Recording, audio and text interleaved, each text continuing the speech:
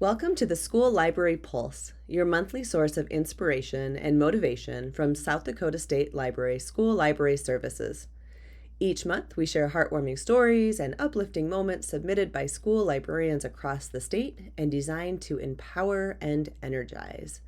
Thank you for tuning in for this brief boost that will set a positive tone for your month and remind you of the incredible impact you have on your students and community. Our first story is about turning a reluctant reader into an excited reader. Our librarian writes, "One of the boys in our 6th grade class was a reluctant reader, to say the least. His special ed teacher asked me to help find some books that might interest him that were written at a 3rd grade level. I took her several examples of series we had in the graphic novels because they were usually written at about 1 grade level below the chapter book series. I took graphic novel series such as I Survived, Percy Jackson, and Alex Rider. She convinced him to choose one and give it a try. He started on the Alex Rider series and was hooked. When I was in the library during their silent reading time, he would sometimes come to show me when he got to a good part and tell me he couldn't wait to see what happened next. He was so excited about what he was reading. When he finished books 1 through 6, he came to tell me that there was more in the series and asked me to buy them.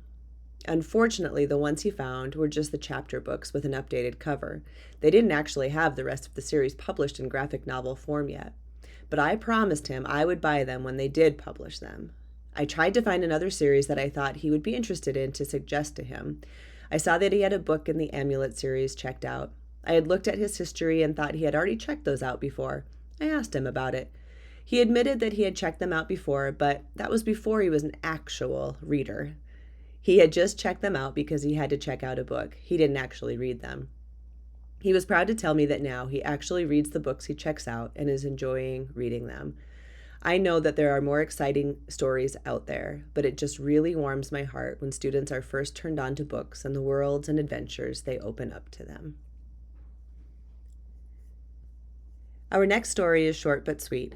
Our librarian writes about honing research paper skills. She tells us, "I love working with our AP English teacher. For each of the big papers that she has students write, she has her students submit them section by section for feedback from her. If a student misses the deadline for this feedback, they can still get credit by meeting with me.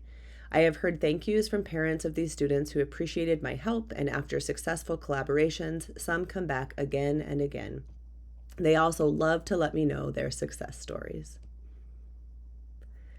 Next up, we hear from a librarian who shares the impact of her jokes of the day. She writes, "One small thing I've started in the library has turned into a surprisingly big deal, our Jokes of the Day board. It's just a little whiteboard I prop in the window facing the hallway where I post 2 or 3 jokes each morning. That's it. But now, if I'm late putting them up, students and staff knock on the window and point, clearly wondering, where are the jokes? I've had teachers stop me in the hallway to ask about them, and staff members snap photos to share on Snapchat or send to former colleagues who've moved on. Sure, some students groan and call the jokes terrible, but it's all part of the fun. Sometimes I mix in a riddle and make them come into the library to guess or get the answer. It's become a daily tradition that creates smiles, sparks conversations, and quietly connects people across our school, all from a few corny jokes and a dry erase marker." And our last librarian shares her heartwarming story of the library chair, writing, "In the corner of our library, there's an old, slightly wobbly armchair that's been around longer than I have. At some point, students started calling it the library chair. It's nothing fancy, just soft enough to sink into with a patch on the armrest from where the fabric wore thin, but it has quietly become a safe haven.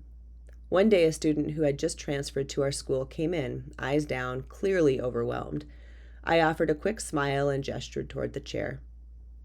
He sat there every day that week, sometimes reading, sometimes just sitting. Eventually, he started picking out books and then talking to me about them. Now, months later, he's one of my most frequent visitors and even started recommending books to others. There's something special about the way students gravitate toward that chair. I've seen friendships begin there, tears be wiped away, and joy quietly settle in. It reminds me that the library doesn't just hold books, it holds space. And sometimes all a student needs is a chair, a quiet corner, and someone who notices."